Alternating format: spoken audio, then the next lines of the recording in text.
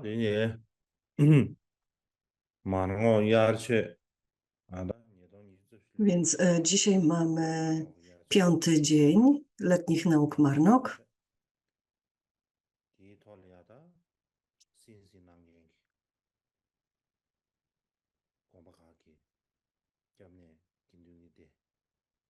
Więc chciałbym pozdrowić wszystkich członków Sangi, wszystkich mnichów i mniszki z różnych klasztorów, którzy słuchają, wszystkich przyjaciół w Dharmie, którzy słuchają,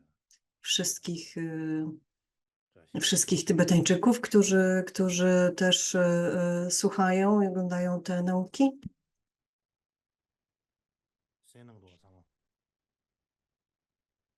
Wszyscy mnie słyszycie, prawda?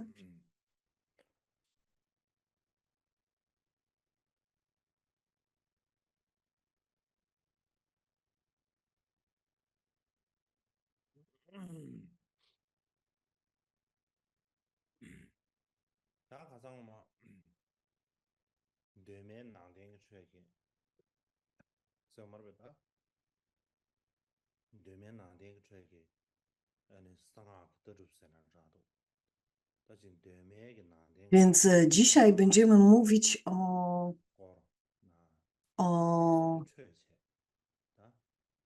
o tajemnej mantrze, o aspektach tajemnej mantry, elementach tajemnej mantry, które były obecne we wczesnym buddyzmie.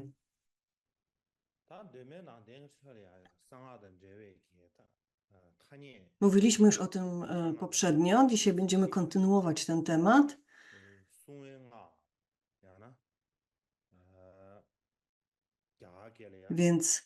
Więc te elementy, Vajrayany, które były obecne już we wczesnym buddyzmie, to są na przykład mantry. Głównie chodzi tutaj o mantry chroniące siebie, w sanskrycie nazywane aparita. Nie, chyba w Pali nazywane ataparita, albo po prostu mantry ochronne, czyli parita. Albo parita.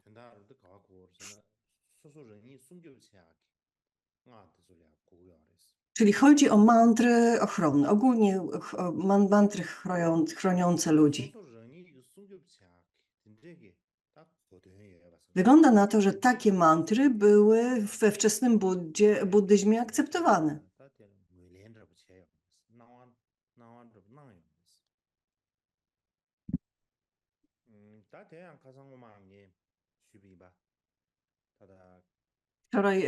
Przedwczoraj mówiłem o tym, że te generalnie mantry należały do tak zwanych zdeprecjonowanych sztuk, które były zakazane we wczesnym buddyzmie. O tym mówią sutry, czy też teksty Vinai dla bikshuni i też Vibhanga, czyli różne teksty Vinai, w których wyraźnie zabrania się studiowania, używania, czy też przekazywania innym mantr. Że taki czyn uznawany był za naruszenie ślubowań. Więc tego rodzaju były uznawane za takie bezsensowne, zwierzęce nauki, zwierzęce myślenie, były po prostu uważane za zabobony i były zabranione.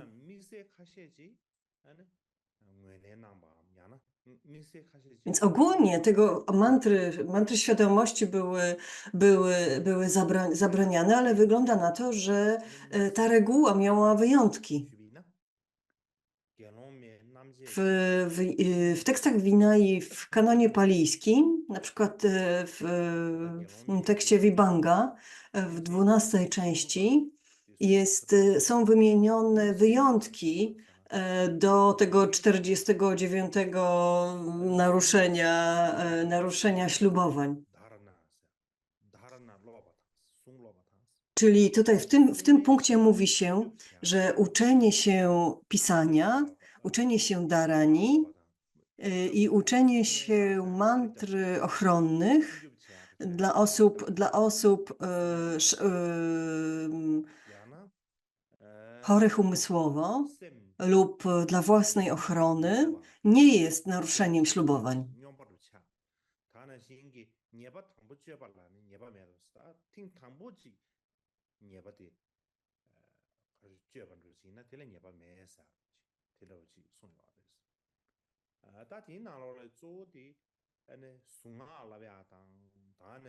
Więc głównie tutaj chodzi o to, że wygląda na to, że studiowanie mantr ochronnych, studiowanie ich na własny użytek, czy też uczenie ich i przekazywanie ich innym nie było naruszeniem ślubowań. Chodzi o te mantry aparita albo po prostu ataparita albo mantry parita. Takiego słowa w Pali się tutaj używa. Poza tym tutaj w tym tekście palijskim używa się słowa dharana, który być może jest najprawdopodobniej jest tym samym co dharani w sanskrycie.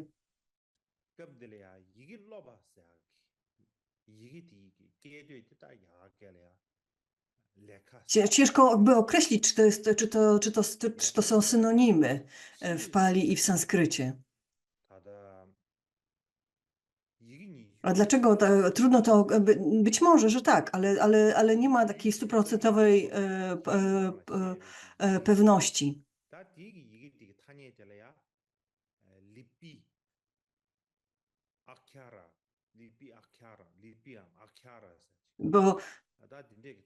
Bo tutaj jakby istnieje pewna wątpliwość, czy tutaj jest uczenie się, studiowanie pisania, to tutaj jest pewna wątpliwość, o jakie dokładnie pisanie chodzi, bo ten słowo lekka może znaczyć pisanie, może nazywać na przykład litery. W tamtym czasie było też dość popularna taka metoda medytacji. To była taka metoda 42 liter. Wtedy medytowało się, kontemplowało się znaczenie 42 liter w alfabecie sanskryckim. Na przykład w Sutrze w Vajrapāramicie mówi się właśnie, opisuje się właśnie tą metodę medytacji. Właśnie takie kontemplowanie znaczenia 42 liter sanskryckich, więc w sumie nie wiemy, czy to uczenie się pisania, to było uczenie się pisania, czy uczenie się właśnie na przykład tej metody medytacji nad literami. Nie jesteśmy tego w stanie teraz określić. Tak czy inaczej, to może być medytowanie nad litami,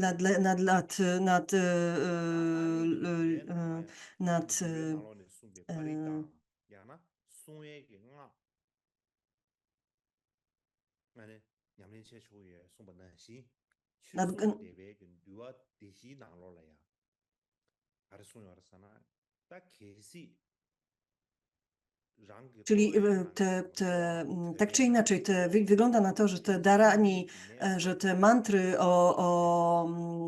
ochronne były akceptowane we wczesnym buddyzmie i jest wiele przykładów na to w tym kanonie palijskim. Na przykład w Dharma Guptaka Vinaya jest taki cytat: powtarzanie mantr w celu wyleczenia robaków żołądkowo-jelitowych. Powtarzanie mantr w celu wyleczenia niestrawności. Powtarzanie mantr w celu nauki liter. Albo na przykład w celu nawrócenia niebuddystów. Oraz powtarzanie mantr w celu zneutralizowania trucizny. Jeśli ma to na celu tego rodzaju ochronę, wówczas recytowanie tych mantr nie było uchybieniem. Więc w tej szkole Dharma Guptaka Vinaya był taki zapis.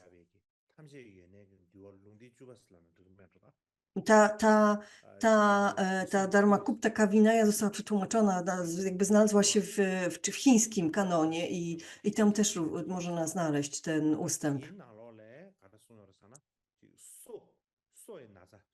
Istnieje również w kanonie chińskim ta Vinaya Sarvastivady i tam również jest taki ustęp, że mogą być, że można recytować mantry leczące ból zęba, mantry leczące ból żołądka, mantry neutralizujące truciznę. Jeśli są recytowane w celu zachowania zdrowia, nie są wykroczeniami.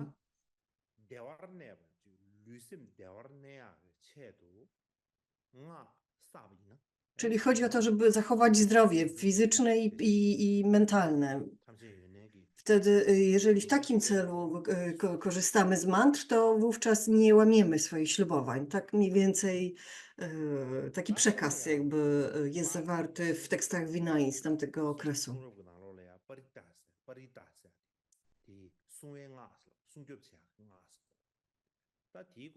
Więc te parita, te mantry ochronne w kanonie palijskim, one były bardzo ważne w gruncie rzeczy. Tak jak się przyjrzeć się, jeżeli przejrzymy się tym wszystkim przykładom opisywanym w tekstach kanonu palijskiego, to wygląda na to, że były uznawane za bardzo ważne. W tym kanonie jest taki tekst pytania króla Milindy. Milinda Pancia. One są zawarte w tych mniejszych, krótszych naukach Kudaka i zawierają mantry ochronne, chroniące ciało, czyli kanda parity. W tej sutrze to jest jakby, więc to jest jakby ta sutra zawiera takie dialogi z królem Milindą i tam, czyli bikszu, uczeń Buddy jakby prowadzi taką dyskusję z królem Milindą i tam bikszu jakby przekazuje wiele mantr, czyli na przykład właśnie te kanda parity, te mantry ochroniące ciało, pawie mantry, mora parita. My również w Tybecie mamy mantrę Wielkiego Pawia i to są też pawie mantry. Potem jest mantra ozdoba masztu zwycięstwa. Na przykład też jest taka mantra. Atanatiya Parita, czyli mantra Atanatiya, przedstawię ją później. Jest też ochronna mantra Angulimali. To też jest jakby przedstawione w tej sutrze. I wiele innych mantr jakby przedstawionych jest tutaj w tych tekście.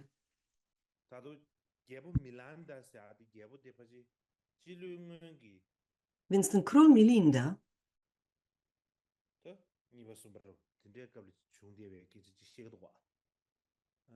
żył w II czy III roku przed Chrystusem, przed naszą erą.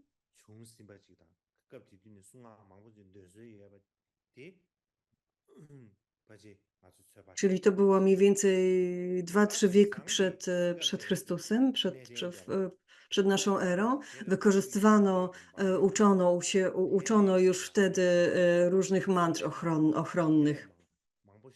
Dzisiaj wiemy, że bardzo wiele innych mantr poza tymi, bardzo wiele innych mantr ochronnych uczono na Sri Lance, w Theravadzie na Sri Lance, w Birmie, w Tajlandii i do dzisiaj bardzo wykorzystuje się tam bardzo wiele mantr, szczególnie takich mantr ochronnych i mantr pomnażających bogactwo, tak można było je nazwać.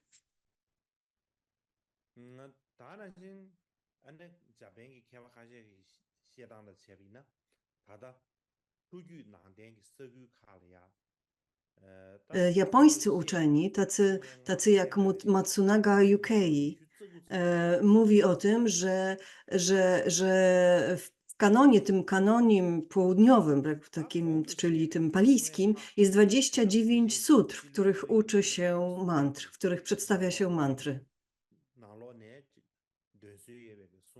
Więc to są te mantry, które już, czyli to były te mantry, które właśnie 2 czy 3 wieki przed naszą erą już recytowano, ale potem, czyli to były te mantry ochronne, mantry Angulimali i również, ale z tego co wiemy, to później w V wieku naszego wieku dodano dużo więcej mantr.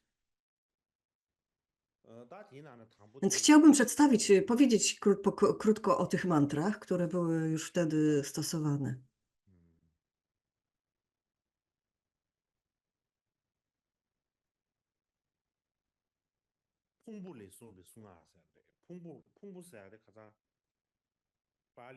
Pierwszą z nich jest taka Kanda Parita, czyli mantra zbioru.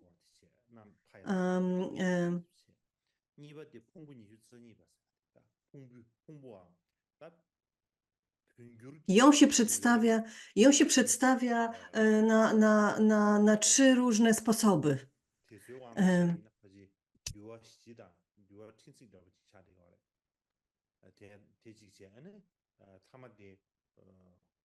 One są pewne więc to są teksty głównie dotyczące Vinai i one są bardzo podobne do tego, co mamy w języku tybetańskim, do tych tekstów, które mamy w języku.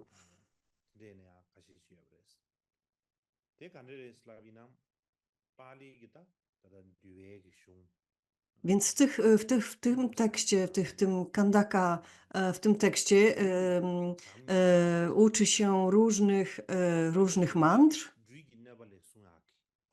czyli metod.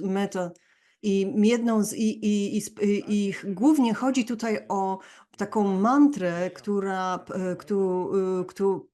podczas której wypowiadania medytuje się nad życzliwością i współczuciem wobec węży, po to, aby węże nas nie gryzły. Było kilka w tekstach, w tych wczesnego buddyzmu opisuje się kilka takich sytuacji, w których bikszu lub ktoś inny został ukąszony przez węża i zmarł, albo został wyleczony, ale i na przykład w jednym z tych tekstów inaczej ta historia jest jakby przedstawiana, czasami, że zmarł, czasami, że nie. Ale tak czy inaczej, Buddha zazwyczaj wtedy mówi takie słowa: ci, których życzliwość przenika 4 królewskie linie nagów, nie umrą od ukąszeń węży, ani od ukąszeń węży. Czyli w ten sposób jakby Buddha przedstawił właśnie tą mantrę chroniącą, czyli taką, można by powiedzieć, mantrę 4 królów nagów. 4 rodów nagów, można tak to raczej powiedzieć. I uczył takiej mantry ochronnej właśnie, którą należy praktykować właśnie rozwijając taką miłość i współczucie wobec nagów i wobec węży. Czyli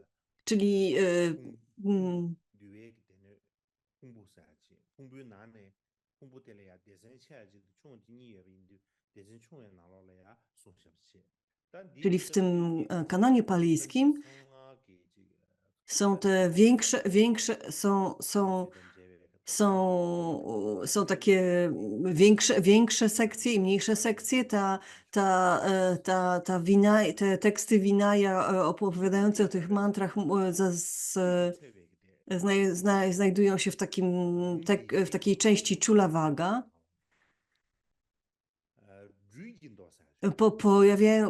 Ta opowieść pojawia się również w Ahina Sutta, w tych ponumerowanych nikajach, w tej ponumerowanej nikai, nie wiem, w tych sutrach, w tej części sutr. I tam również opowiada się taką historię właśnie dotyczącą węży. Mówi się o niej również w Kandavara Jatace, która zawarta jest w tej mniejszych naukach w kanonie palijskim.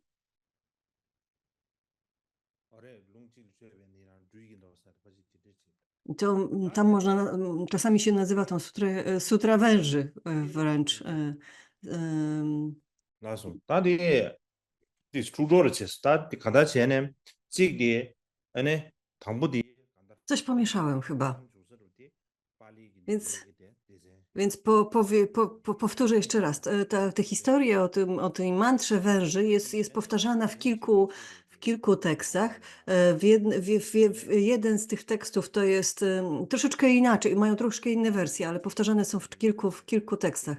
Jednym jest z palijska Vinaja i w tej palijskiej tekstach Vinaji jest taka sekcja Kullavaga. Potem drugim źródłem tej historii jest Ahina Sutta z tych ponumerowanych nauk.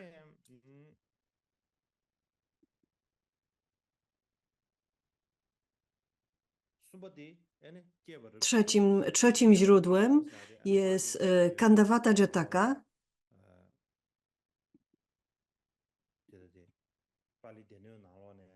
I w tym kanonie palijskim jest umieszczona w tych krótkich naukach jako pod numerem 203. Czwartym źródłem tej historii jest czteroczęściowa Vinaja ze szkoły Dharmaguptaka.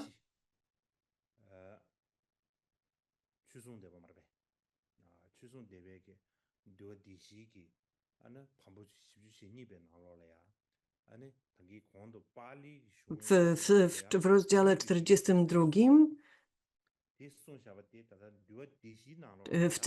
w tym tekście zamiast czterech rodów królewskich, czterech królewskich rodów nagów jest 8 królów nagów, więc pod tym względem ta historia się różni.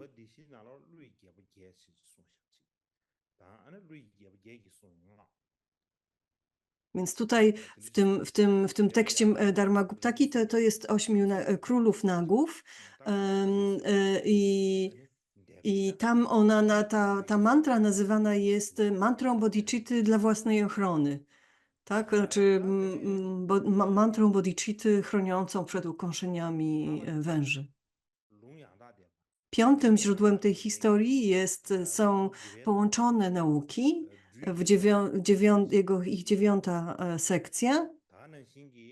I tutaj nauczy się takiej strofy, która chroni przed ukąszeniami węży. I również mówi się tutaj o 8 królach nagów. Nie o 4 rodach, tylko o 8 królach nagów. I tutaj też mówi się o tym, że to był Bikshu Upasena, który zmarł od ukończenia węża. W tych połączonych naukach jest właśnie taka strofa i Dharani mantra. Są czyli jakby dwa elementy. Więc to ma taki bardziej taki tantryczny charakter, tak jak ma bardziej taką strukturę tantry. Tutaj nie mówi się też o mantrze, tylko mówi się o zaklęciu ochronnym. To jest jakby nazwa tej mantry.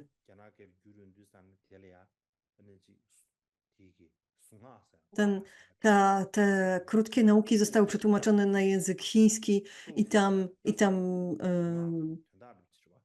tam nazywane są Jiushu.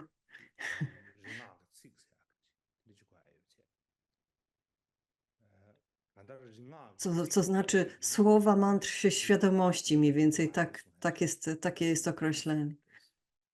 Czyli kiedy będziemy recytować tą mantrę świadomości, nie grozi nam ukąszenie węży.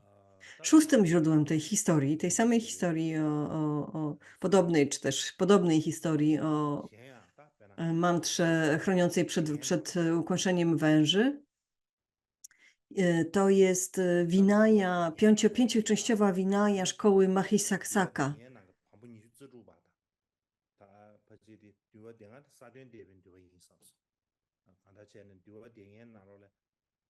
Więc to jest Mahishasaka Vinaya. Ona, ta sama, również jest i jej tłumaczenie chińskie tego tekstu i też jest tłumaczenie tybetańskie tego tekstu. W tybetańskim to jest Mula Sarvastivada, sekcja 6 w Mula Sarvastivada Vinai. I tutaj po tybetańsku również mówi się o Arhacie Upasenie, który został ukąszony przez węża i aby mu pomóc, Buddha uczył właśnie tej strofy i mantry tej ochronnej i mantry neutralizującej truciznę. I my recytujemy te strofy bardzo często, kiedy wykonujemy taki rytuał dla zmarłych.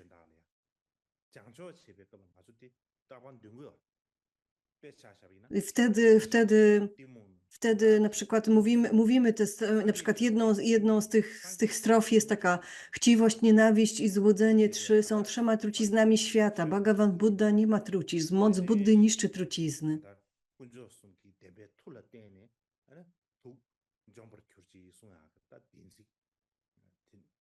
Więc to jest jakby takie, te strofy w gruncie rzeczy znaczą, że to są słowa prawdy i poprzez moc prawdy tych słów neutralizowane są trucizny.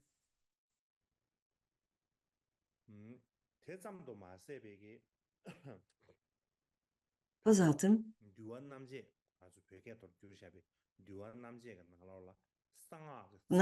w naszym tybetańskim tłumaczenie Vinai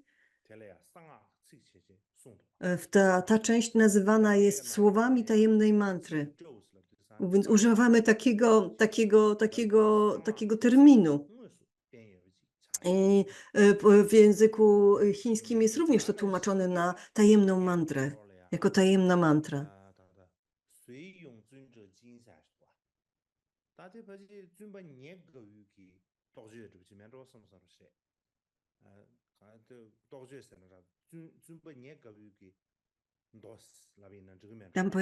W języku chińskim pojawi się taka sutra Upanandy.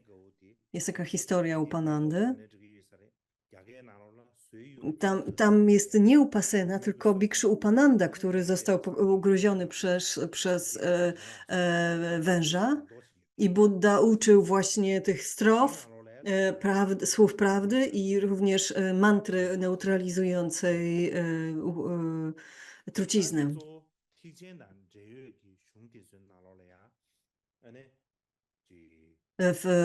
Potem siódmym źródłem tej historii są już teksty Mahajany, czyli sutry Mahajany.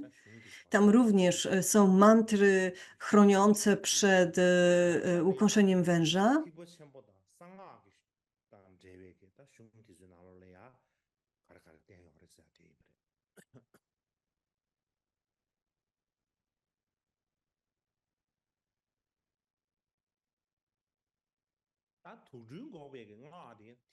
W Mahajanie, czy też mamy bardzo wiele różnych jakby mantr chroniących przed ukąszeniem węży. W zasadzie można wyliczyć kilka tekstów, w których one się pojawiają.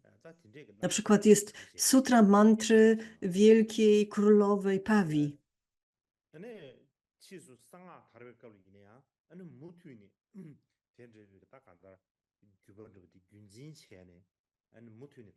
Później, kiedy pojawiła się Vajrayana, to te mantry, które są tutaj zawarte w tych sutrach, zostały przeniesione do tantr. I tam, czyli tam 시리랑카나 바이냐나 페브레 제가 아니 콩그 규르샤베기 야외기 마브제 쳔미 i wtedy pojawiają się na przykład te sutry, później były też przetłumaczone na język chiński, na przykład przez taką właśnie sutra królowej świadomości Mahamayuri, czyli wielkiej pawicy, matka zwycięzców i tak dalej, przetłumaczona na język chiński przez mistrza Paramartę.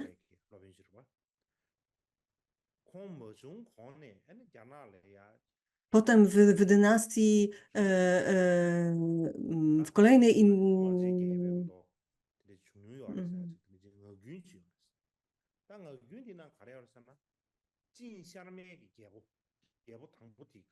później również pojawiła się w języku chińsku sutra Wielkiego Króla Pawia.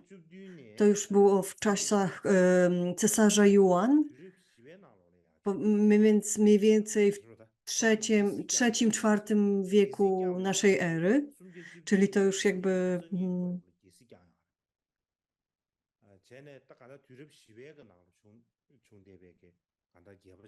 więc to był mniej więcej IV wiek naszej ery. I wówczas tłumaczono właśnie sutry zawierające mantry. Były na przykład cała jedna sekcja takich tekstów, cały taki tekst, który się nazywał Różnorodne mantry króla Mahayuri, przetłumaczone przez Shimitrę.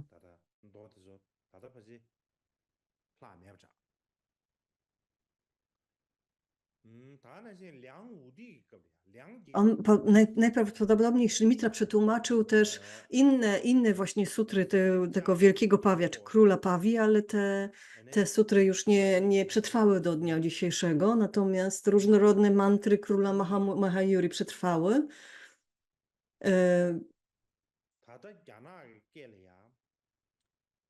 W kolejnej dynastii Liang również przetłumaczono na chiński tą Dharani Wielkiej Pawicy, czy też Królowej Pawi.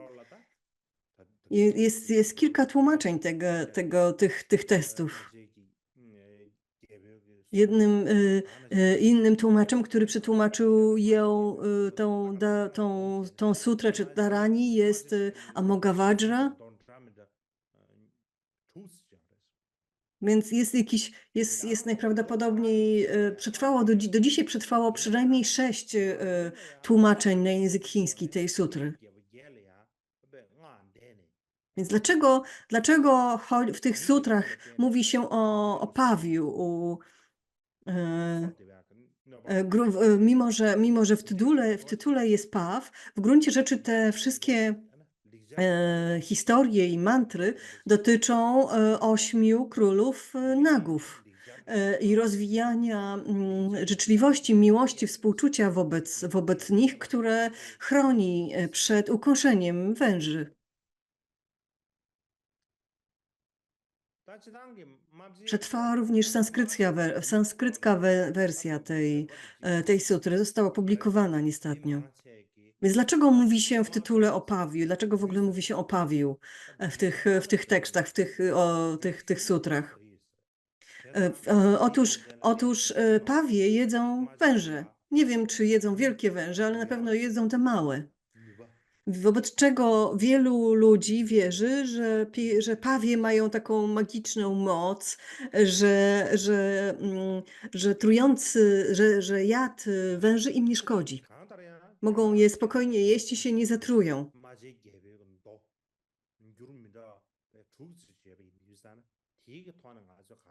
Więc tak jak powiedziałem, w języku chińskim mamy przynajmniej 6 różnych tłumaczeń tej sutry, co jakby świadczy o tym, że w tradycji chińskiej ta sutra była bardzo ważna i ta mantra była bardzo ważna.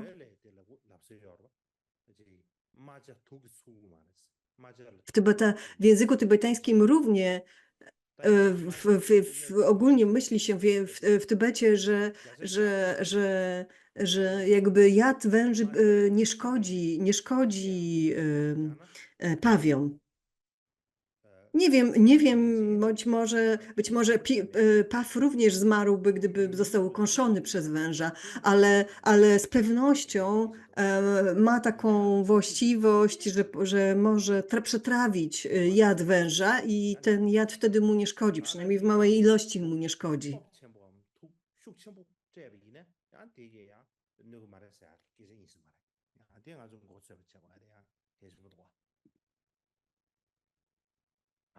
Więc ogólnie pawie są uważane za takie właśnie istoty, które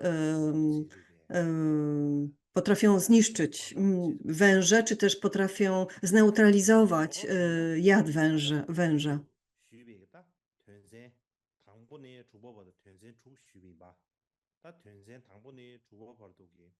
Więc bo wspomniałam o 7 tekstach druźgowych, więc te pierwsze to należą do kanonu paluńskiego, to od 1 do 6, tak, to były z kanonu palijskiego, kanonu Theravady, natomiast siódmy tekst, ta grupa tekstów należy do Mahayany.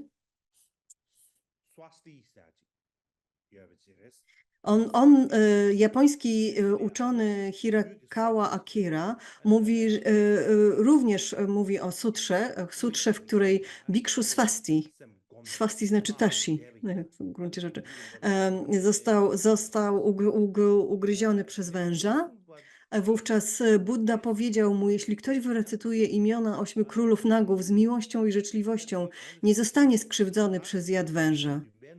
W ten sposób Bikshu Swasti został uleczony, znaczy ten jad został zneutralizowany.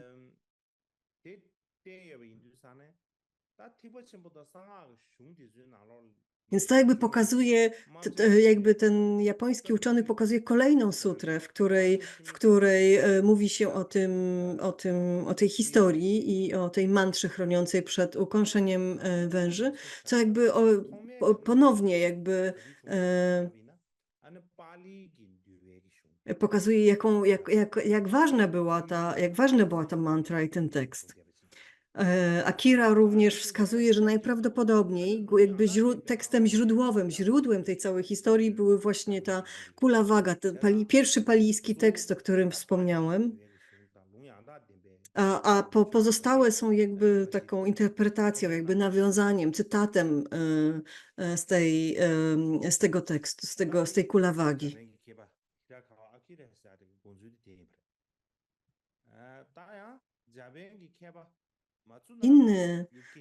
Inny japoński uczony Matsunaga Yuki uważa, że jakby przebadał wszystkie te 7 tekstów, w których mówi się o tej historii i o tej mantrze.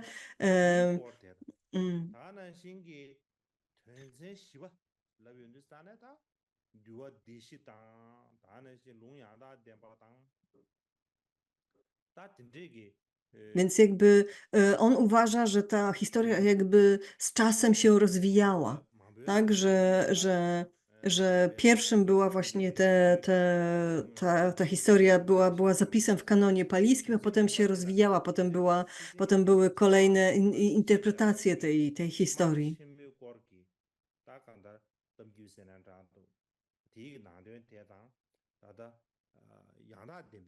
Więc w tej historii wielkiego, na przykład jest taka sutra króla Pawi i inna wersja i przetłumaczona później na język chiński, że niektóre z nich wydają się jakby nie były ze sobą związane, ale on uważa, że one są wszystkie interpretacją tej samej historii.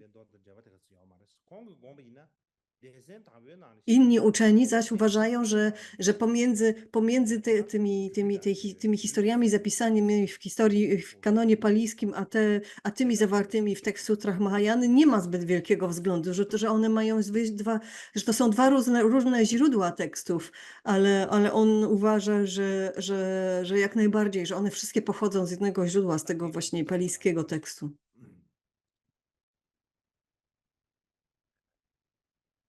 다는 신기 맞아 신비기 도 다다 티버 신비기 나로를 예대백지 티버 첨보다 상하 나로를 예대 맞아 신비기 Więc drugą mantrą jest znaczy, tak jak powiedziałem, są te mantry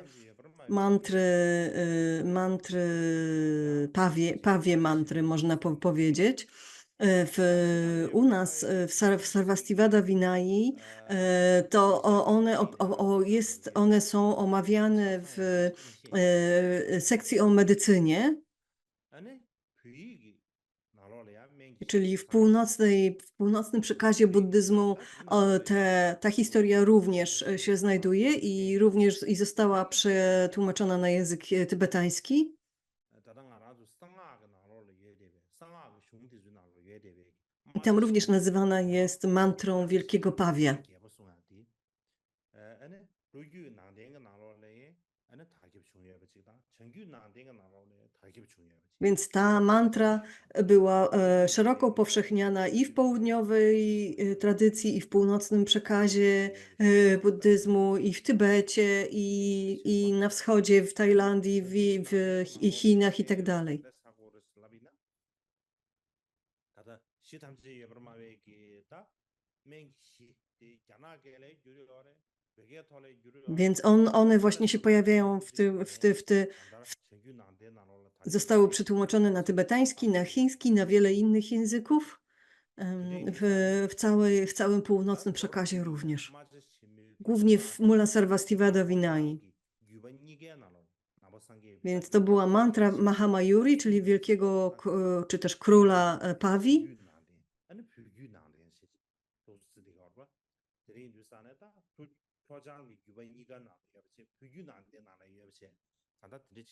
W zasadzie niektórzy, jeżeli mówimy jeżeli dzielimy buddyzm na południową tradycję, północną tradycję i tybetańską tradycję, to ta mantra, te teksty dotyczące tej mantry były powszechniane we wszystkich trzech.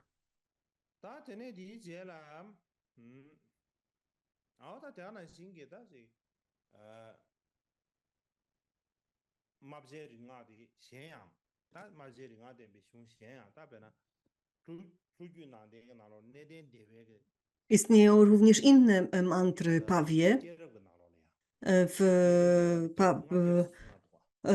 które również pojawiają się w tradycji Theravady i w dżatakach. Jedna na przykład z dżatak, jedna z dżatak jest nazywana właśnie dżataką Wielkiego Pawia.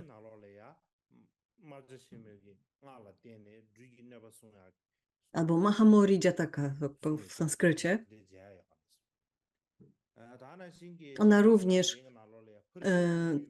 Ona również opowiada przedstawia mantrę chroniącą przed ukończeniem węży.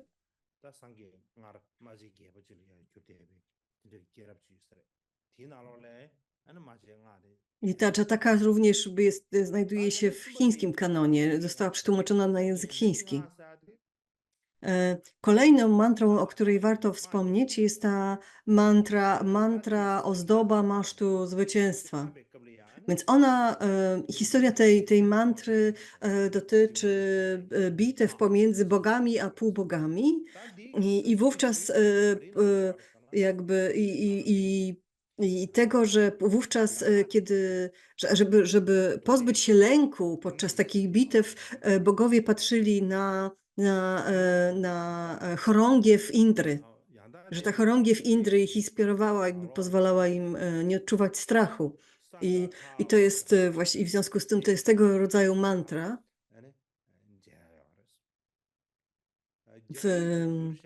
Ta historia tej mantry w kanonie, bo teraz mówimy o wczesnym buddyzmie, tak? Pojawia się w takiej Sagata Vaga, w tych połączonych naukach południowej tradycji. I ten tekst przetłumaczony został również na chiński w 35.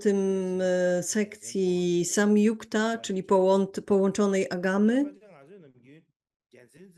Więc wówczas właśnie tam również mówi się o tym, że ta chorągiew Indry pomagała usunąć strach, przełamać strach. Więc nie przeczytałem obu tych tekstów, nie poznałem tych tekstów dokładnie, więc nie wiem, jakie różnice pomiędzy nimi istnieją, czy w ogóle jakieś. Ale wygląda na to, że chodzi o tę samą historię, tę samą mantrę. Kolejną mantrą, która pojawiła się we wczesnym buddyzmie, była też Atanatiya mantra.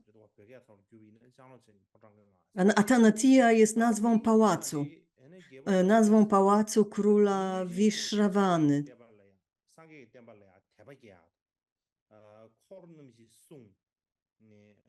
I wygląda na to, że król Vajśravana uczył tą mantry jakszów po to, aby wzbudzić w nich wiarę w nauki buddyjskie. I w ten sposób chciał chronić bikszu i bikszunie przed atakami jakszów. Sprawiając, że zaczęli wyznawać buddyzm, że zaczęli ufać naukom buddyjskim. Ta mantra pojawia się w Atanatiya Sutrze, w tej sutrze, w tych połączonych naukach, w tej Nikai.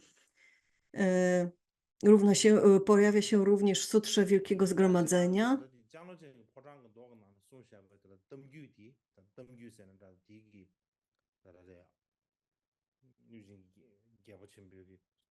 Więc ogólnie ta historia tego króla i tego króla Vajśravany, który uczył jakszów. Bardzo często tą mantrę nazywa się mantrą, która inspiruje wiarę.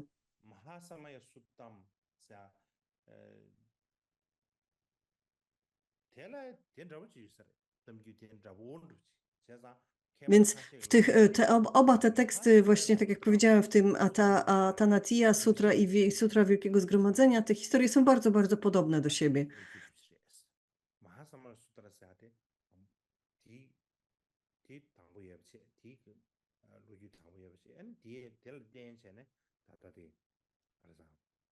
Więc najprawdopodobniej ona najpierw pojawiła się w tej sutrze Wielkiego Zgromadzenia, a potem w Atanatyi. Tak wiele uczonych współczesnych mówi. Tak czy inaczej, ona również się pojawia w tych długich naukach, w tej Nikai. I tam jest cała historia właśnie tego przekazu i tej intencji tego króla i też przedstawiona jest mantra.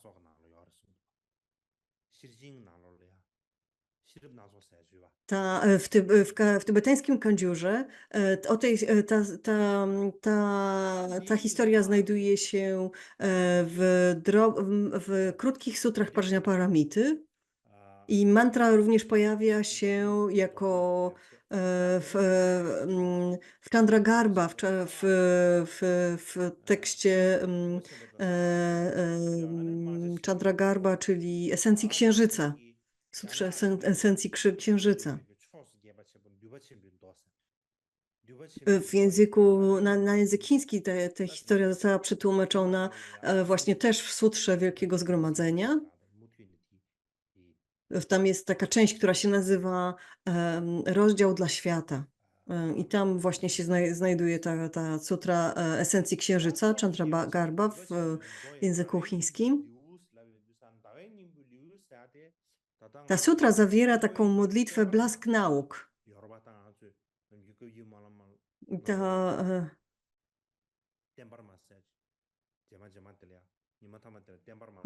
My recytujemy tą modlitwę blask nauk podczas Kadziu Menlam. I ta modlitwa pochodzi właśnie z tej samej sutry, sutry esencji księżyca.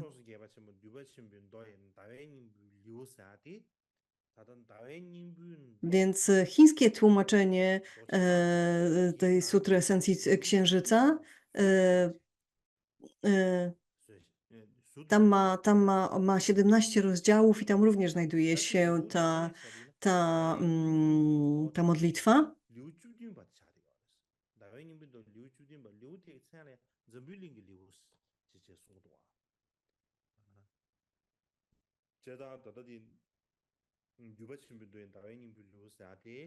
Czyli cała, więc cała tam na język chiński cała ta sutra Wielkiego Zgromadzenia została przetłumaczona i ta sutra Wielkiego Zgromadzenia zawiera taką małą sutrę esencji Księżyca.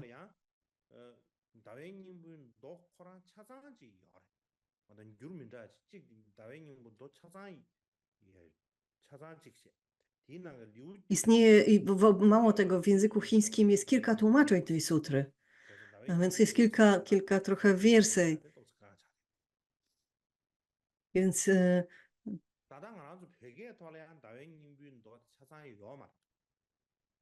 w Tybecie zaś nie mamy całej sutry, przetłumaczonej całej sutry esencji Księżyca, ale znajduje się ona, jest kompendium sutry Atishi, który Atishua przywiózł ze sobą z Indii,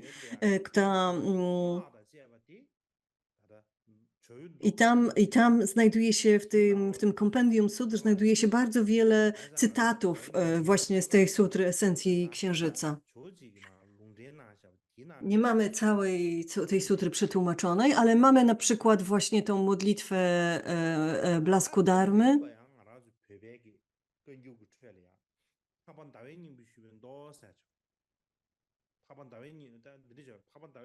Mamy w Kandziurze również sutrę szlachetnego Chandragarby.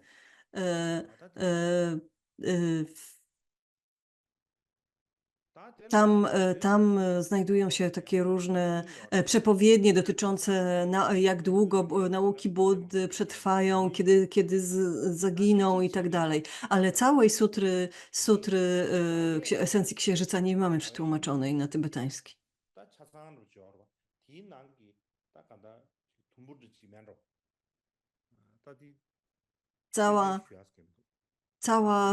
Całe tłumaczenie znajduje się w kanonie chińskim.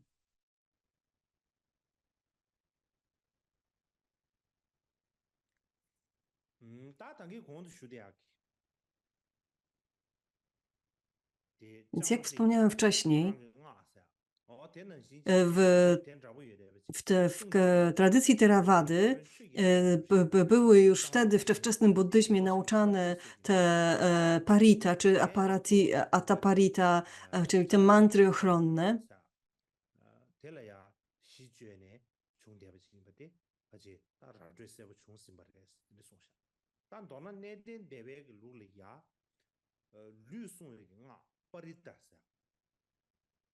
Więc w tym kanonie palijskim te mantry nazywane są parita.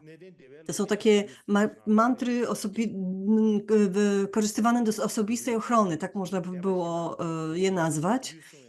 I wygląda na to, że i tam właśnie używa się tego słowa parita, ale to słowo nie jest używane w innych szkołach, na przykład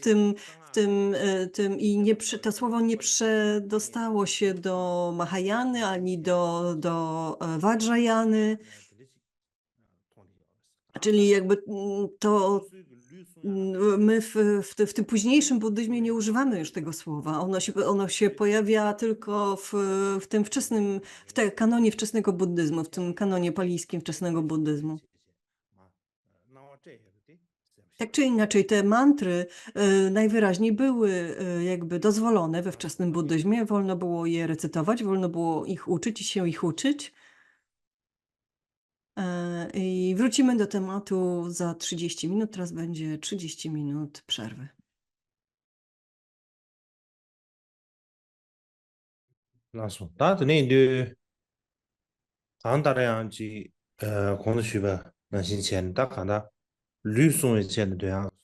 Więc tak jak mówiłem wcześniej, mantry ochronne, takie mantry wykorzystywane do osobistej ochrony, czyli te parita,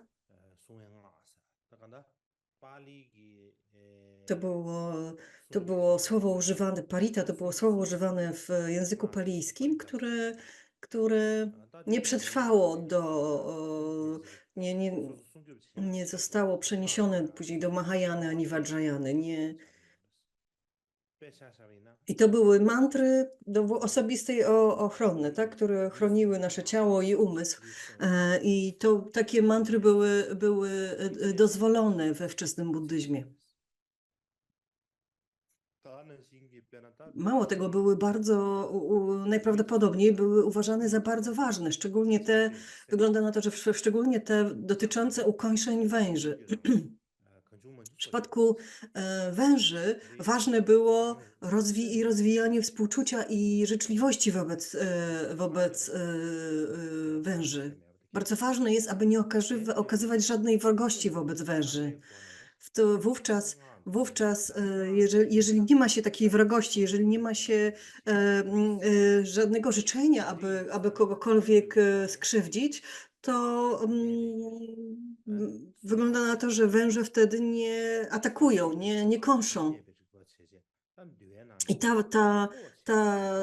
dlatego taka życzliwość i współczucie wobec węży musiało być rozwijane podczas recytacji tych mantr. Inne mantry były zakazane, czy innego rodzaju mantry.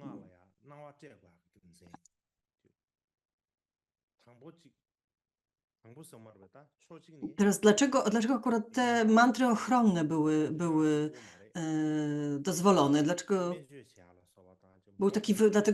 był taki wyjątek?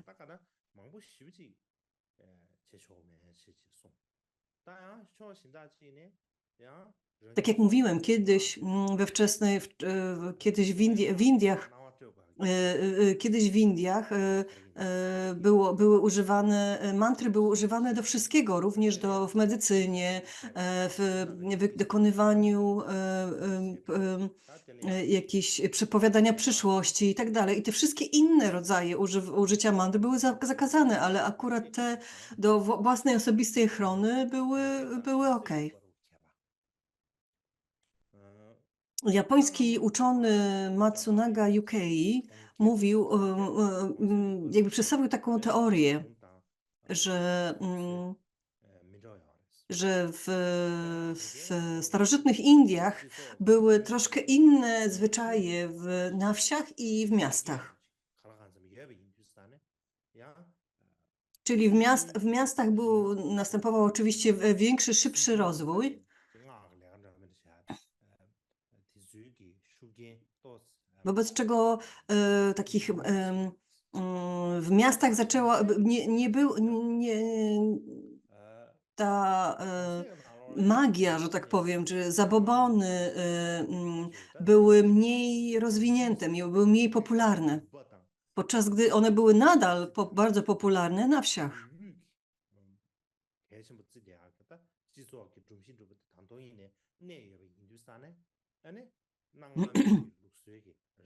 Na wsiach cały czas utrzymywał się taki system klanowy i cały czas utrzymywała się te same zwyczaje stosowania różnych zaklęć i również właśnie mantr świadomości. One cały czas były używane w tych bardziej rolniczych regionach. Więc poza tym buddyzm później zaczął się rozprzestrzeniać, tak?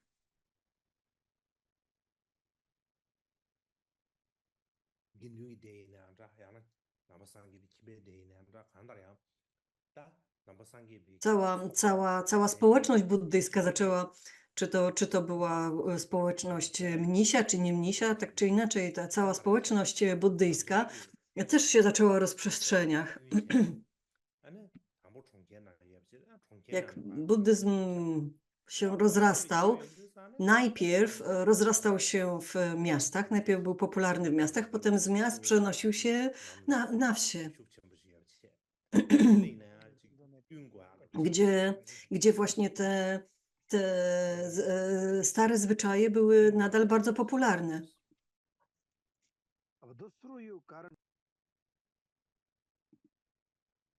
Mamy pełne...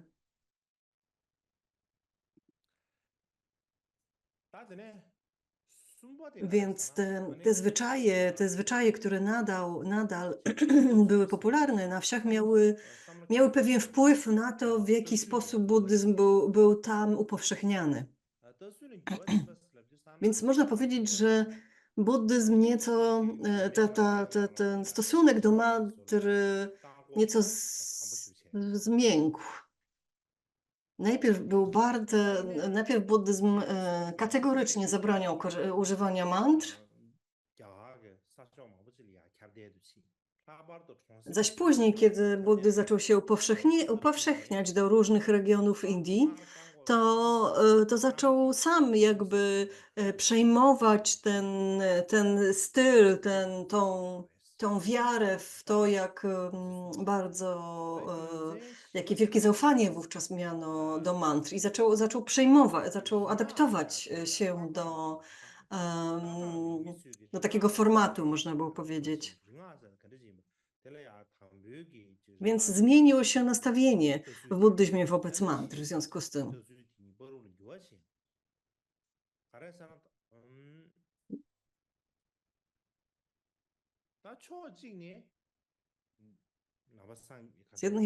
Z jednego punktu widzenia można powiedzieć, że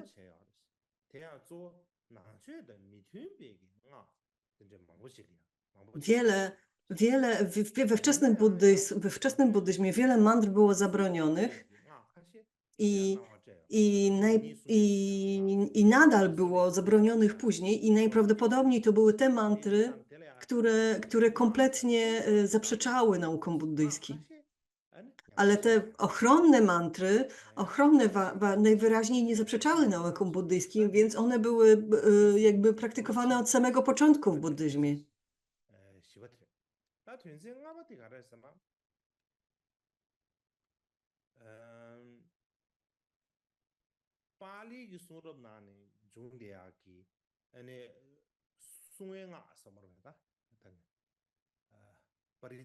Poza tym mantry ochronne w kanonie palijskim, te parity,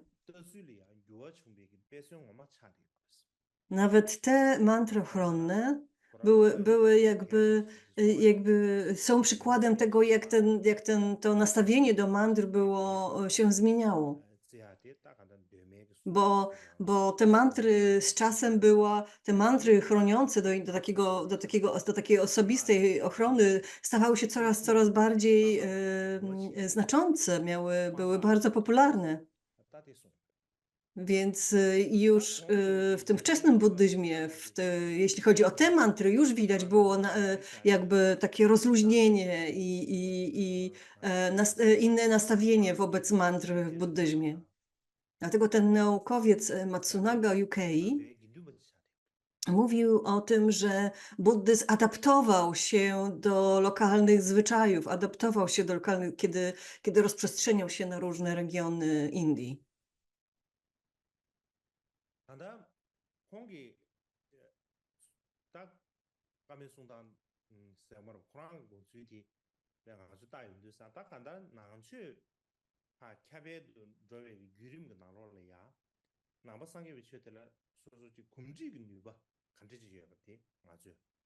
Więc to jakby, kiedy spojrzymy na różne stadia rozwoju buddyzmu, to jakby odkryjemy, że buddyzm miał wielki jakby potencjał adaptacyjny, czyli bardzo łatwo adaptował się do różnych kultur, do różnych tradycji, do różnych zwyczajów.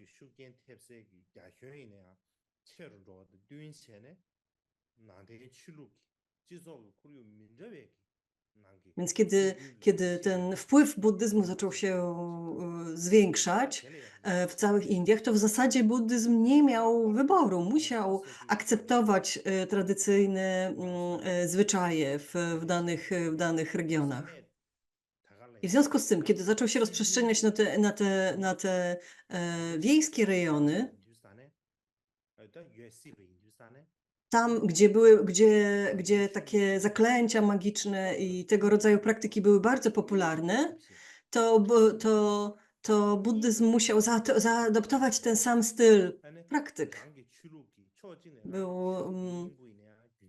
dostosował się do tego, czyli z jednej strony musiał zachować esencję swojej religii, esencję swojej myśli, esencję poglądu, ale zaczął wykorzystywać te metody, te zwyczaje i ten sposób praktyk, jaki był popularny w innych regionach. Więc można powiedzieć, że to były takie zręczne metody adaptowane przez buddyzm do tego, aby przeniknąć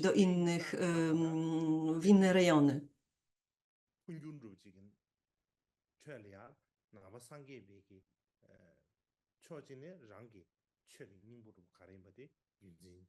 Ta ewolucja pokazuje, jak buddyzm zachował istotę swojej religii, jakakolwiek by była, przyjmując formę, ale przyjmował nową formę, odpowiednią do potrzeb różnych środowisk społecznych.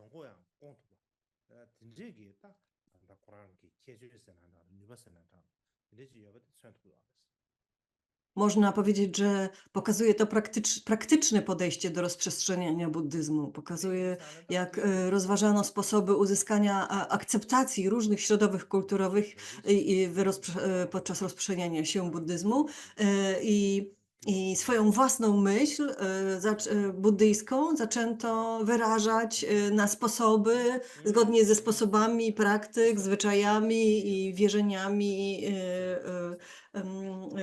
lokalnych społeczności.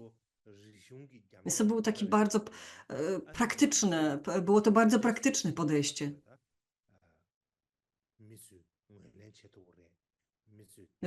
Że buddyści wtedy naprawdę starali się popatrzeć w taki praktyczny sposób, jak uzyskać akceptację innych społeczności dla swojego poglądu i zaczęli swoje poglądy wyrażać w taki sposób, który był dla nich zrozumiały, który był dla nich odpowiedni. Teraz chciałbym przejść do innego rodzaju mantr, które nazywano prawdziwymi słowami prawdy. Satyavakya albo Sakakiriya, czyli prawdziwa przysięga. To można czasami to ma dwie nazwy: prawdziwe słowa prawdy albo prawdziwe przysięgi. Czy też prawda przysięgi. Więc uważano, że przysięgi mają wielką moc. To takie zrozumienie, taka interpretacja przysięgi jest taka sama w wielu religiach. Że również w starej brahmańskiej religii w Indiach również uważa się, że słowa przysięgi czy składanie przysięgi ma wielką moc. To było nazywane Satyavakya czy Satyakiriya w Pali.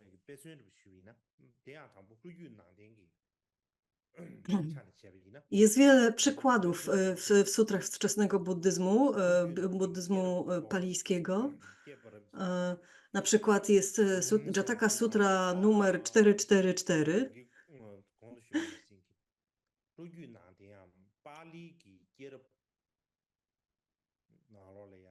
Te Jataki w języku palijskim jest ich 500 w kanonie palijskiej, więc ta 444 opowiada o tym, że jak dziecko zostało ukąszone przez węża i wtedy rodzice przynieśli to dziecko do pewnego ascety i poprosili go o pomoc.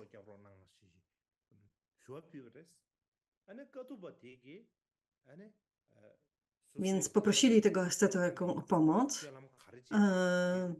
Natomiast ten asceta wyjaśnił krótko, jak praktykował, jak żyje i opowiedział to wszystko, a na końcu powiedział, aby dzięki tej prawdzie, aby mocy tej prawdy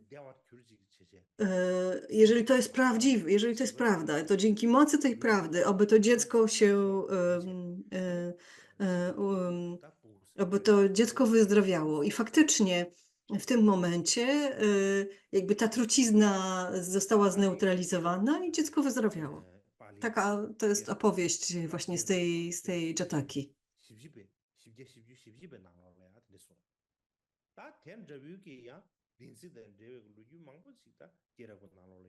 Ale jest również są również inne, nie jesteśmy w stanie jakby opowiedzieć o wszystkich przykładach, ale jest wiele tego rodzaju przykładów właśnie w Jatakach. Podobny przykład jest w Sutrze Angulimali. Najprawdopodobniej słyszeliście już o Angulimali. W sutrze numer 86 w naukach średniej długości znajduje się właśnie ta sutra, to jest sutra numer 86. Ona opowiada historię Angulimali. I to był taki człowiek, który zabił bardzo wiele osób i obcinał im palce i z tych palców tworzył, te palce zawieszał sobie na sznurku, na szyi i robił z niej, dlatego nazywano go Angulimala, czyli mala z palców.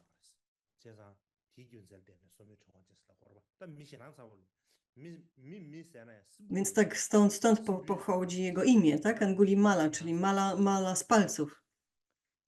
Więc ten człowiek był w zasadzie takim demonem, który po prostu zabijał wszystkich wokół. Więc, ale potem spotkał Buddę, przyjął schronienie w Buddzie i został jego uczniem. Nie tylko został uczniem, ale osiągnął również stan arhata. Kiedy mówimy o stanie arhata w Theravadzie,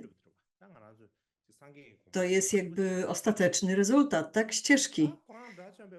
Więc to jest dla Theravady to jest jak osiągnięcie przebudzenia. Więc kiedy już był arhatem, to udał się do Shravasti. To było bardzo ważne miasto wówczas w Indiach, jak wiemy. On tam się udał i prosić o jedzenie. Więc wyszedł prosić o jedzenie, tak? Wyszedł w miasto, że tak powiem. I tam spotkał kobietę, która rodziła, ale miała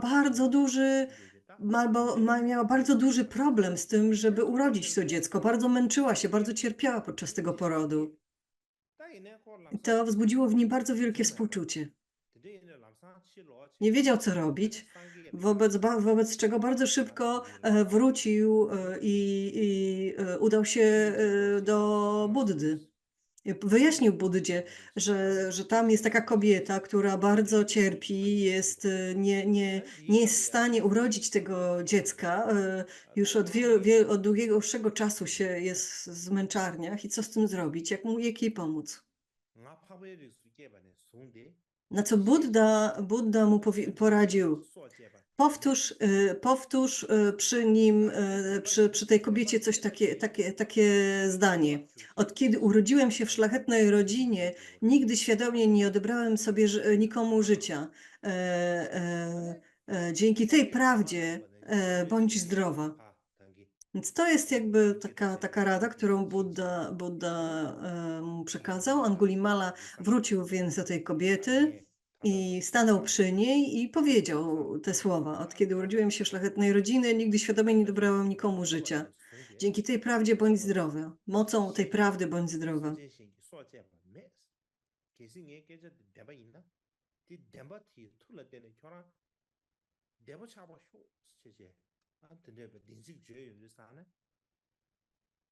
Więc kiedy wypowiedział te słowa, w końcu dziecko się urodziło.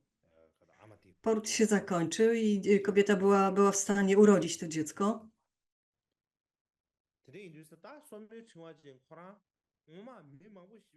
Angulimala wcześniej zabił bardzo wiele ludzi. Nie tylko zabijał tych ludzi, ale też obcinał im palce i zawieszał sobie je na sznurku, na szyi. To była bo to był bardzo zły człowiek wcześniej, prawda? Ale nawet taki człowiek po spotkaniu z Buddy był w stanie osiągnąć stan arhata. I odkąd przyjął to schronienie w Buddzie, nigdy później nie zabił żadnej istoty, nawet insekta. I w związku z tym właśnie dlatego Buddha polecił mu, aby powołać się na tą prawdę, że od tego momentu, kiedy wszedł do tej szlachetnej rodziny, czyli przyjął schronienie w Buddzie, potem został arhatem, nie skrzywdził nikogo i dzięki prawdzie tych słów oby kobieta i dziecko byli zdrowi.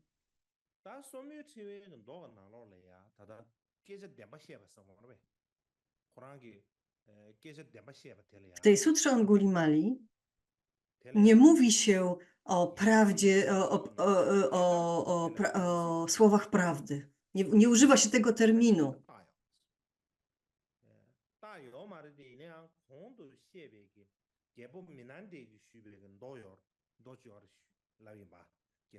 Ale na przykład są inne sutry, takie jak właśnie pytania króla Malindy, o których już wspominałem, czyli tego dyskursu króla Malindy i pewnego bikszu, który odpowiadał na te pytania. W tej sutrze na przykład jest również, tam, jak powiedziałem, tam jest cała lista różnych mantr ochronnych, które ten bikszu przekazał i temu królowi i pomiędzy nimi jest właśnie ta mantra Angulimali.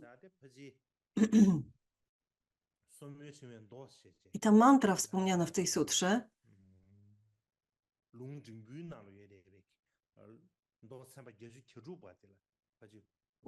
nazywana jest Tena Sacena.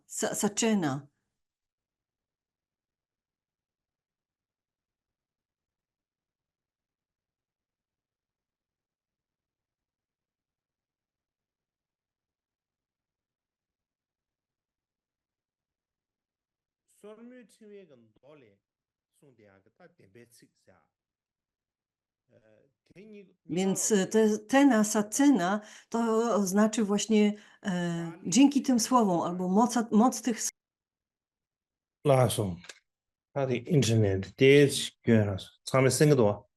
Miałem problem z internetem, więc mam nadzieję, że teraz już będzie dobrze. Wszyscy mnie słyszą?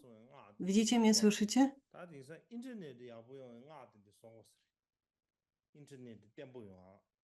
Więc kiedyś mieliśmy mantry chroniące przed jadem węży, teraz powinniśmy mieć mantry na internet, chroniące przed przerwami, przed zaburzeniami internetu.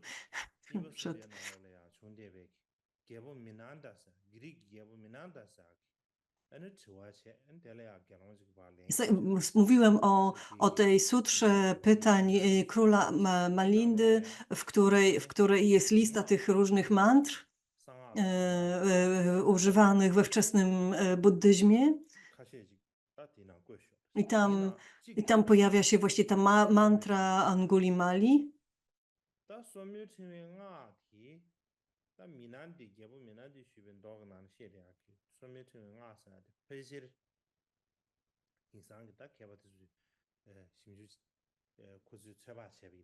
Teraz uczeni mówią, że tak wysuwają taką hipotezę, że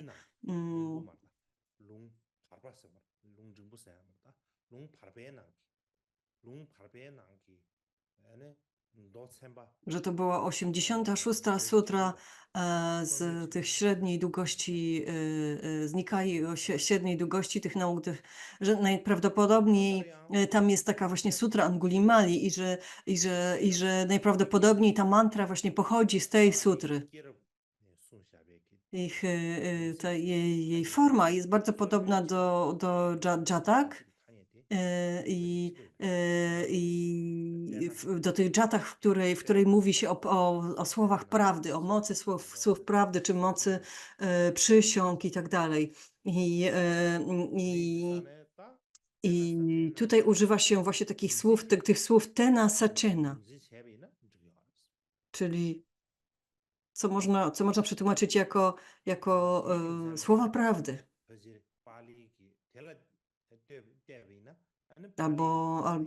Albo dzięki tej prawdzie i tak dalej. Czyli mówienie prawdy, tak czy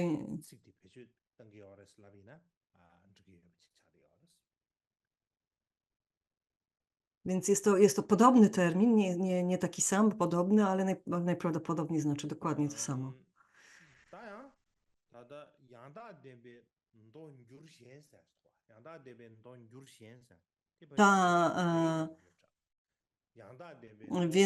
W języku chińskim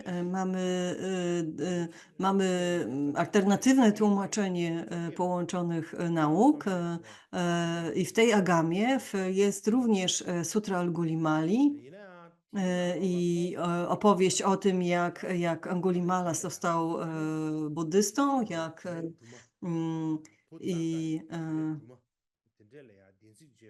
i jak potem, jak już został arhatem, jak recytował słowa prawdy w obecności tej kobiety. Aha, że tego fragmentu nie ma, tego elementu nie ma w tej sutrze w języku chińskim.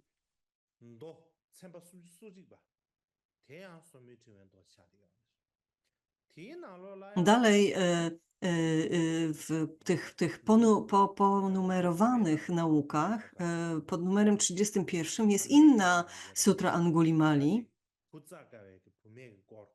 i ona również nie opowiada o tej historii, która miała trudności z urodzeniem dziecka.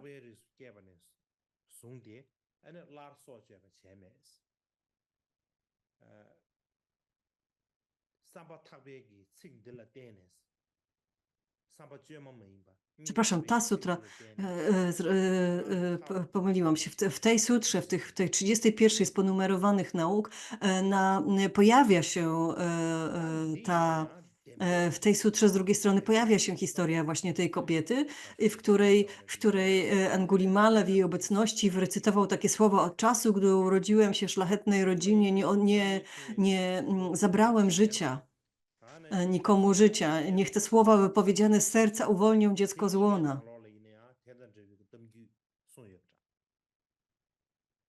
Więc tutaj jakby też nie używa się takiego terminu, nie mówi się o takim terminie słowa prawdy, ale historia jest taka sama. Znaczy historia wyraźnie mówi o tym, że Angulimala wykorzystał słowa prawdy, tę moc słów prawdy, żeby komuś pomóc.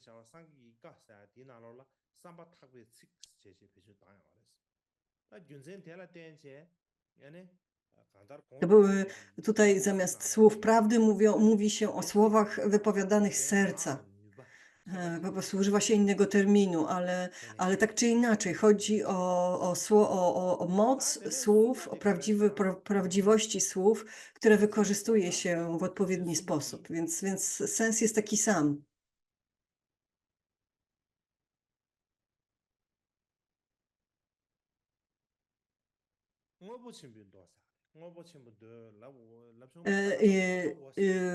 Oprócz tego jest jeszcze sutra Mahavastu, więc to jest sutra Mahavastu w kanonie palijskim.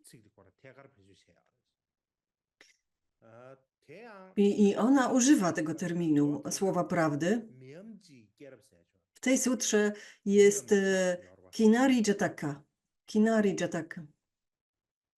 Znacie kinary, tak? Te istoty. To są takie istoty z głową konia.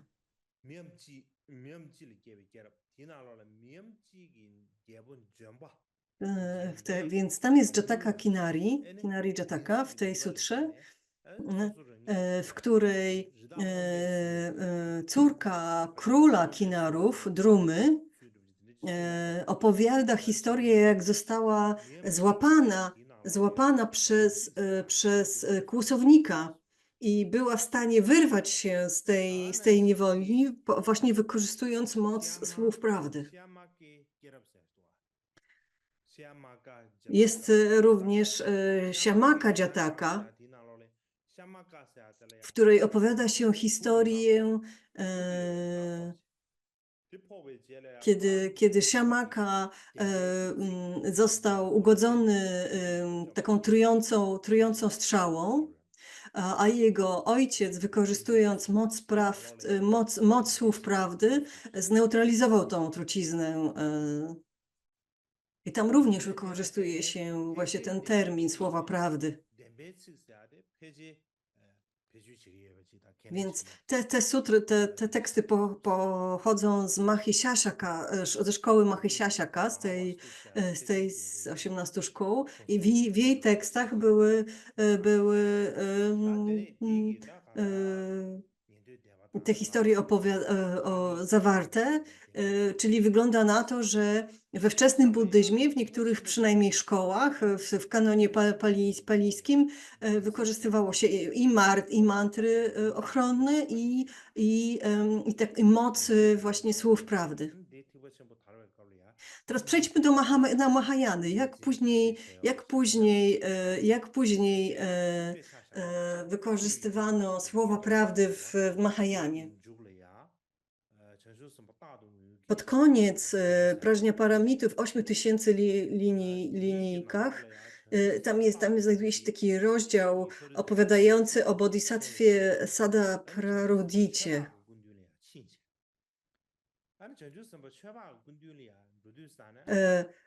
Ten Saduparudita chciał otrzymać nauki o prajni od bodhisattwy Dharmogdacie. I on miał takie wyobrażenie, że aby otrzymać tego rodzaju nauki, to będzie musiał sprzedać najpierw swoje ciało, bo inaczej nie ma złota, żeby ofiarować Dharmogdacie, wobec czego powinien chyba sprzedać swoje ciało. Więc to zobaczył król Shakra. Król Shakra jakby wyczytał w umyśle Sadaprarudity taką intencję i pojawił się przed Sadapraruditą w formie młodego mężczyzny i powiedział: okej, ja kupię od ciebie twoje serce, krew i miąższ z kości.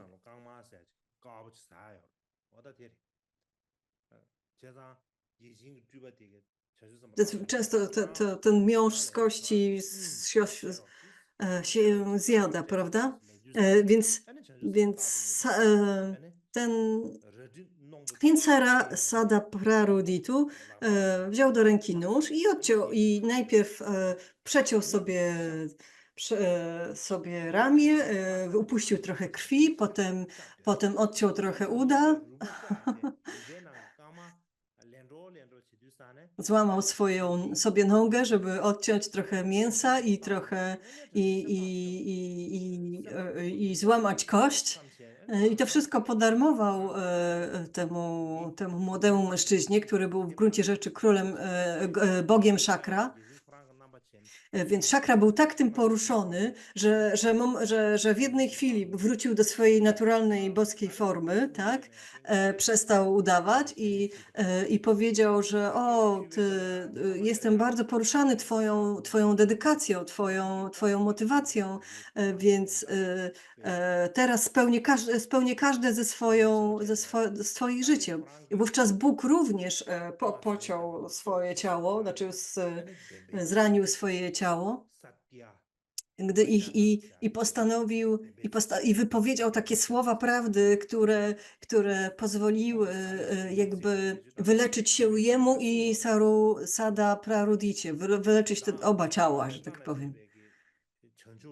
I on powiedział takie słowa: zgodnie z prawdą przepowiedni Tathagatów, Arhatów, całkowicie doskonałych Buddów. Abym nigdy nie zawrócił ze ścieżki prowadzącej do niedoścignionego, całkowitego, doskonałego przebudzenia.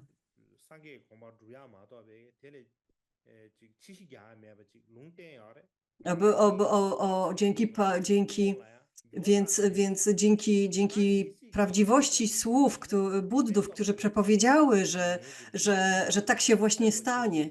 Więc dzięki mocy tych słów prawdy, oby moje ciało było takie jak wcześniej. I wygląda na to, że dzięki mocy tych słów obaj wyzdrowieli.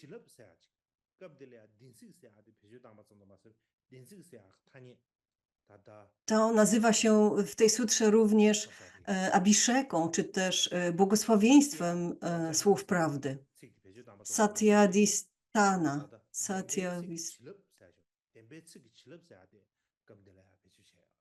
Czyli mówi się tam o tym, że słowa prawdy niosą ze sobą błogosławieństwo.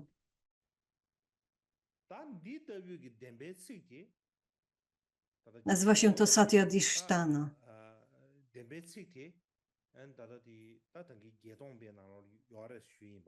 Tego rodzaju słowa prawdy, ten termin i tego różne przykłady na tego również pojawiają się w kanonie chińskim. W chińskim na przykład jest chińskie tłumaczenie Prajnaparamity w 8000 linijkach.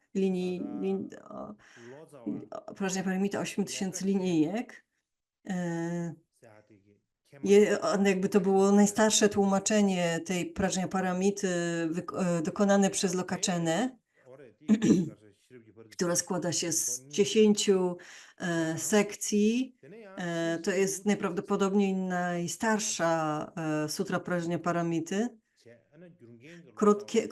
Są również krótkie Prajnaparamity przetłumaczone na chiński przez Kumarajivę.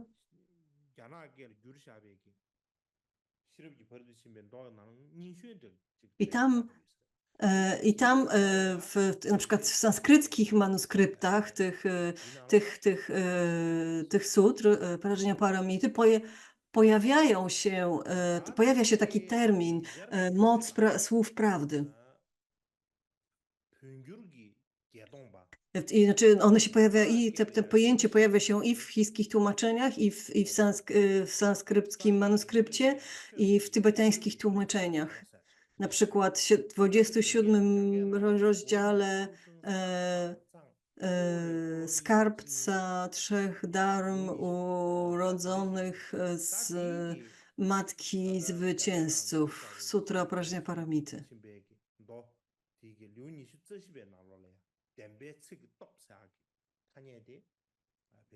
I tam pojawia się właśnie też taki termin błogosławieństwo słów prawdy, adhisthana, czyli błogosławieństwo słów prawdy, że takie słowa niosą ze sobą wielkie błogosławieństwo.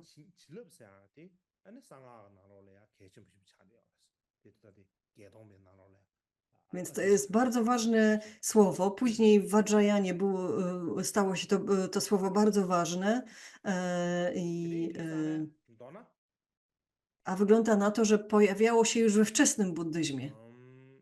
Znaczy, to są przykłady na to, że pojawiało się we wczesnym buddyzmie i ten termin później stał się bardzo, bardzo ważny w Mahayanie i Vajrayanie.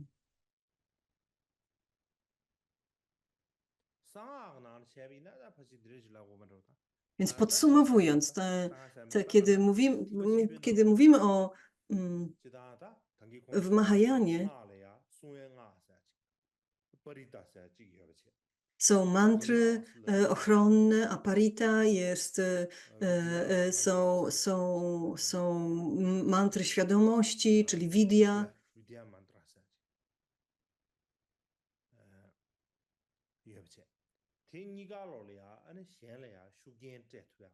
I oba te rodzaje mantr miały wpływ na inne istoty, czyli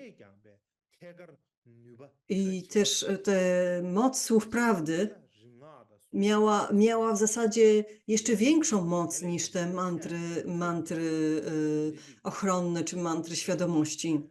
Wygląda na to, że ta moc słów prawdy była już taka bardziej szybciej działająca, była taka natychmiastowa.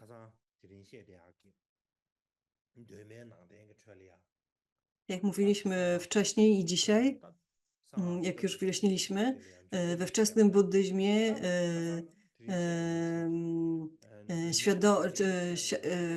te elementy związane z Vajrayaną,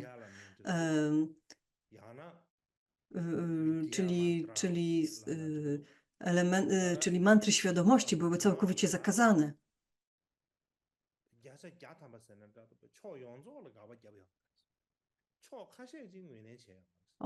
Ale z drugiej strony, ale były wyjątki, w związku z czym były takie mantry, takie rodzaje mantr, które były akceptowane od samego początku. Czyli w szczególności, czyli to nie można powiedzieć, że nie było żadnych mantr we wczesnym buddyzmie. Były mantry, które były akceptowane, były mantry, które były zakazane. W szczególności akceptowane były mantry chroniące ciało i umysł, czyli kiedy ktoś stratał zmysły i była też mantry, które można nazwać mocą słów prawdy. Kiedy mówimy o mantrach świadomości, kiedy mówimy o świadomości, to świadomość była rozumiana jako urzeczywistnienie, jasne urzeczywistnienie Buddy.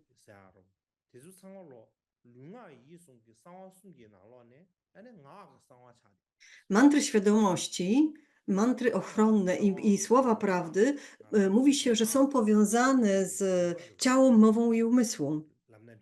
Więc mantry świadomości są połączone z umysłem, mantry ochronne z ciałem i słowa prawdy z mową.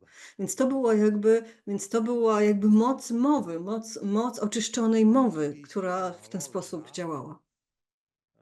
W 4 agamach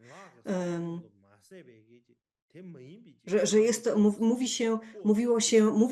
używało się w związku z tym takiego terminu, że to była tajemna mowa, sekretna mowa. I w 4 agamach pojawia się ten termin tajemnej mowy, sekretnej mowy.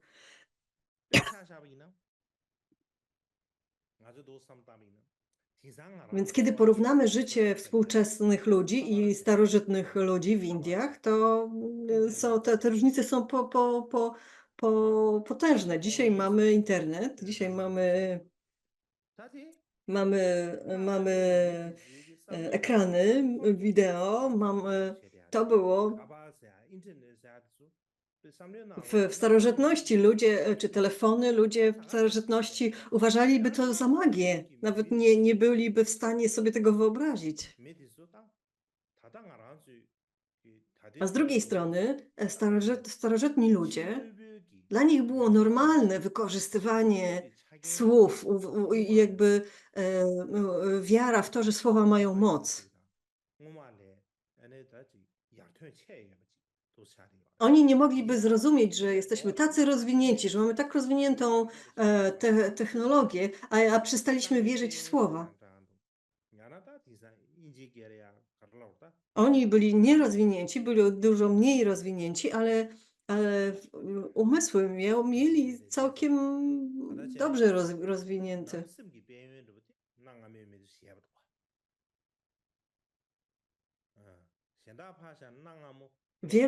We starożytności wiele ludzi mówiło o pożytkach płynących z właściwości umysłu. Nawet kiedy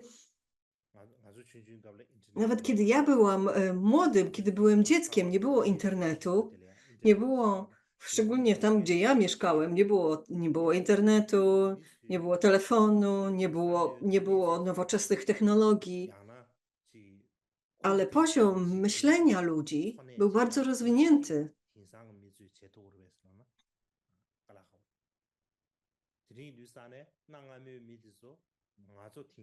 Oni naprawdę uważali, naprawdę zwracali uwagę, wkładali wiele wysiłków w rozwój swojego umysłu. Więc myślę, że starożytności w starożytnych Indiach, sposób, w jaki ludzie żyli, to wydaje się, że oni mogli na przykład rozmawiać z bogami, mogli się kontaktować z bogami, mogli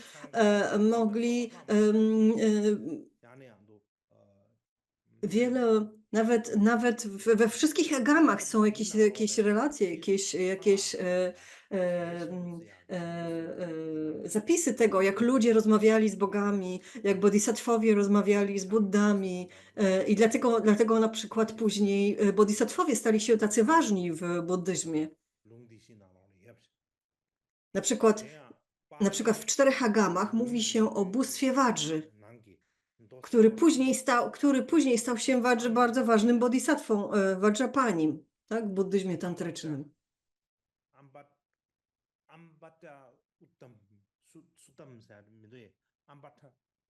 Jest taka Ambata Sutra w kanonie palijskim.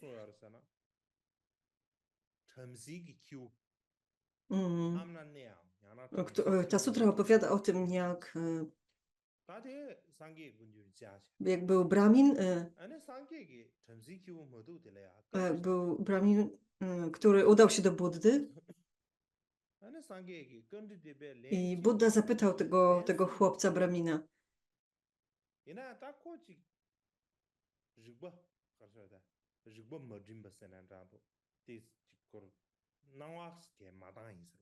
przepraszam, Budda zadał mu kilka pytań, a on jakby nie zwracał uwagi, bo jakby nie był w stanie odpowiedzieć w ogóle.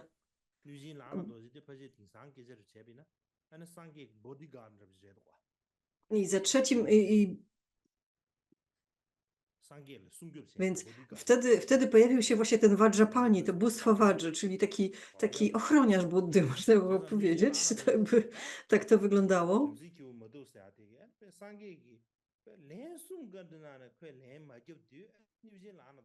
I on powiedział, Budda zadaje ci pytania, 3 razy Budda zadał ci pytanie, a ty nie odpowiadasz. I zezłościł się i zaczął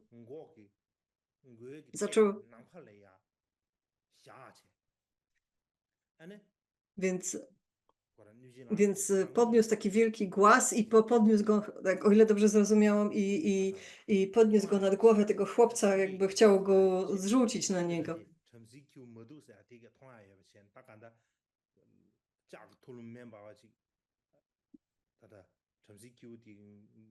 Nie, to nie był głaz, tylko taka kula, żelazna kula, płonąca żelazna kula.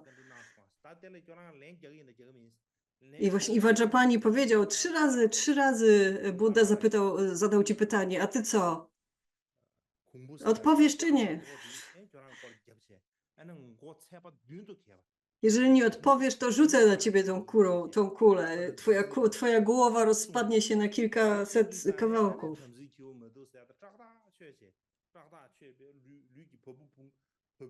Wtedy włosy stanęły dęba na ciele tego chłopca. Przyjął schronienie w Buddzie i poprosił, o proszę, chroń mnie przed tym Vajrapanim. Proszę, zadaj mi jeszcze raz to pytanie, ja na pewno odpowiem. Więc Budda wtedy jeszcze raz zadał to pytanie. Ten młody Brahmin odpowiedział więc to była opowieść o tym, jak Vajrapani był ochroniarzem Buddy.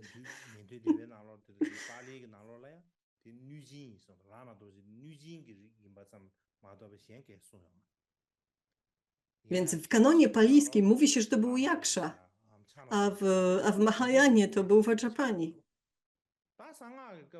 który stał się bardzo ważnym bodhisattvą. W Vajrayanie, w Vajrayanie mówi się, że tym, który zebrał wszystkie tantry, był właśnie Vajrapani.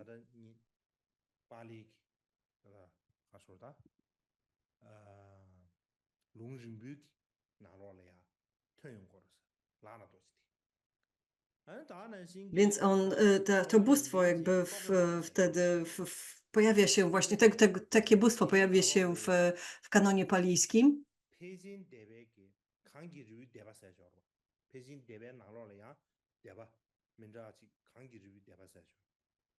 W szkole Mahasangika, szkoła Pasangika miała taką podszkołę i w tej podszkole uczono o Avalokiteshvarze. Więc to była szkoła Gandulidepa, to była jakby podszkoła tej Mahasangiki i tam już pojawiają się właśnie wzmianki o Avalokiteshvarze. Więc tam uczy się. Więc kiedy teraz mówimy o tej sekretnym ciele, sekretnej mowie, sekretnym umyśle bodhisattwy, to Śrawakowie jakby nie mogli tego zrozumieć. To było jakby wykraczało poza ich sposób rozumienia, poza ich pogląd.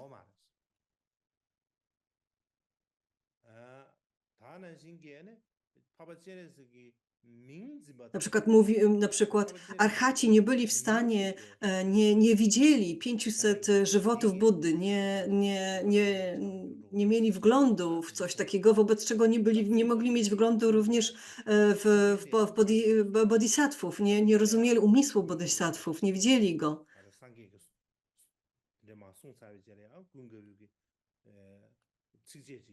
Dopiero na przykład Buddha opowiadał o tym Anandzie, ale Buddha opowiadał o tym Anandzie i później te słowa Anandy zostały zapisane w niektórych sutrach Theravady. Że to są na przykład, że na przykład takie są tam w związku z tym wzmianki o pokłonach oddawanych, o czci oddawanej Avalokiteshvarze w związku z tym.